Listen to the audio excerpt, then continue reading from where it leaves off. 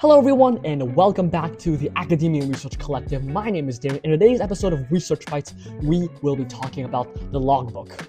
As usual, this is something that you will probably need to have, actually definitely need to have in your research project. It is where you're going to keep all of your information. So let's get straight into it. First of all, what is a logbook? Well, a logbook is a record of everything that you have done during the research process, and I mean everything from formulating ideas, reading research papers, experiments you've done, the results, the failures, the successes, everything, people you've talked to, literally everything that you do. Whenever you work on your project, you have to keep it recorded in your logbook. It is, after all, a logbook. You're logging everything that you're doing. And so there are three reasons why you have a logbook. The first one is reproducibility. Can someone else or future you recreate that work? Why did you do something? You can reference your logbook. And so because one of the most important things in science is that your results are reproducible, if you have a logbook, we can see exactly what you've done. You can see exactly what you've done, which is why it is so important. Another thing is intellectual property. There have been disputes over when people discovered something, and the logbook has been a way for people to be like, look, I did this first. On this day, I was the one that discovered this, or I figured this out, so that is why. And the third reason is traceability.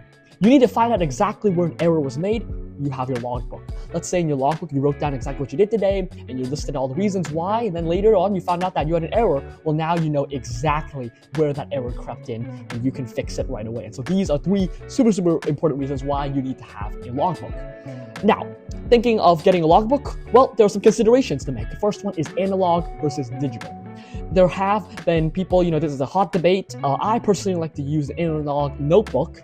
And if you use a notebook, it has to be one that has a binded spine to it, meaning that you cannot rip pages out easily. So these composition notebooks are really great. I would recommend against spiral notebooks, because those notebooks, you can actually rip pages out. And the reason you don't want to be able to rip pages out is because of the ethics of it. Your logbook has to be a summary of everything that you've done, even the failures, even the mistakes. And so if you have the opportunity to rip something out because something got messed up, that's not scientifically very ethical. And so having a binded back notebook is very, very important. If you're digital, you can also do it online in a word processing document. But regardless of the medium, everything should be date, signed, and permanent. And especially for the last one, because it's permanent, I don't recommend digital, just because you can always kind of alter stuff on a digital platform. And so I would always try to go for a physical notebook. And also, I just prefer handwriting notes anyways. Now, here's how you should format your general logbook. First thing is you should always start with a header at the top. I like to do a date, the title of the thing I'm working on, and I like to list an objective of the day. A lot of times you're super, super busy, so if I have a few bullet points, be like, today I want to accomplish A, B, C, and D, that's fantastic. Now, everything below that, below the header, those bullet points are things that might change up from day to day. Let's say today I'm doing a literature review, so I'm going to write down everything that I read today. So you can see, for the example, I'm going to do Smith et al., and I'm going to break down, this paper talked about this, that, and this, and I think it's important because of this. Their results are important because of the X, Y, and Z, and then of course I'm going to cite it.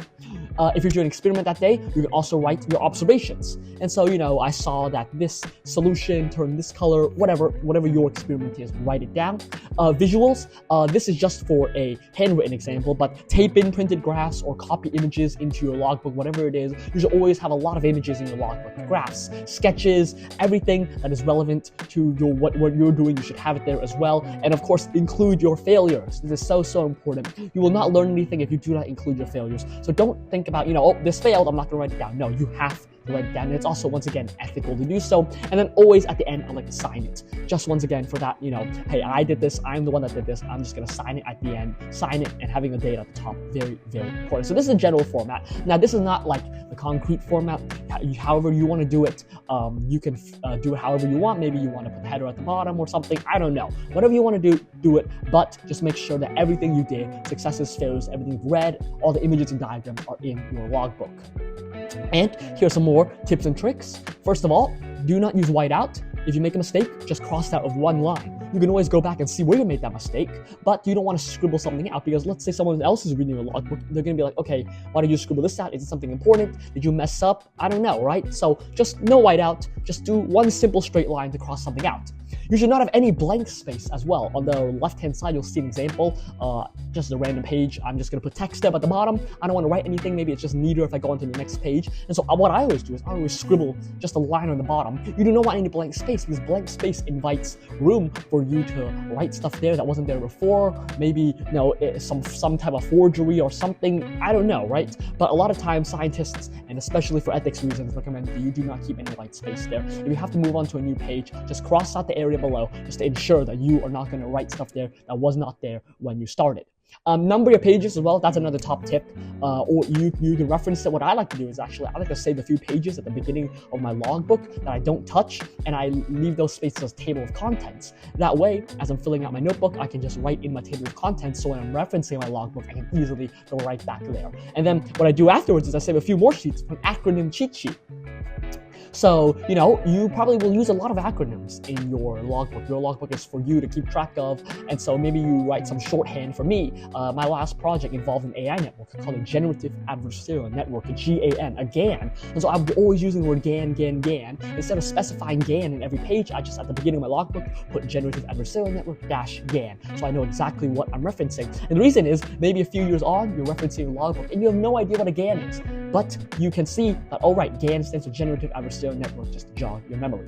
Something else I like to do, this only really works for physical notebooks, I guess, is that I like to use sticky notes to mark stuff. Those sticky notes at the bottom right there, those colorful ones, they sell them at like Staples or the Office Depot for like $1 or $2. Fantastic to use. You can always bookmark stuff and color code them. I love a good color code. So those are just some tips and tricks. Now, another thing is that if you're going to use a analog book, which I always prefer, and I recommend that you use a analog book over a digital book, but if you're going to use an analog book, you have to use waterproof pens. I know a lot of horror stories of people who wrote pages of notes and then they spilled some coffee or water on it, and then, everything's gone because the ink just totally goes haywire. But here are 3 brands that I do recommend that are waterproof inks and that I use personally. The Sakura Micron pens, Uniball Signo, and a Pentel Technica. These are only a few dollars more expensive than a regular Bic Crystal pen, but it is worth the investment because, nothing's worse than seeing all of your work go kapoof because you spilled some water on it accidentally. The pen brand that I must recommend against for this case is the very much loved G2 Pilot. It is my favorite ballpoint pen of all time. However, I cannot use it for these notes because if you spill water on them, they will smudge. And so those are just 3 pen brands that I personally recommend that are waterproof. Go do your own research though. Maybe there's some brand that you like as well, but those are just some recommendations. So there we are, that's it. That is the logbook. Really, it is a very simple idea. You just write down everything that you've done. Don't cross out anything really major. Be ethical about it. Make sure you sign, date every page, format everything nicely so that you can reference back to it. But really, there's no strict rules. You can interpret a lot of it apart from those few rules about, ethics and reproducibility. But apart from that, your logbook should be how you want to frame it. So yeah, I hope that you learned something today here on Research Bites on the Academia Research Collective. Please comment down below if you have any questions, and I'll see you next time.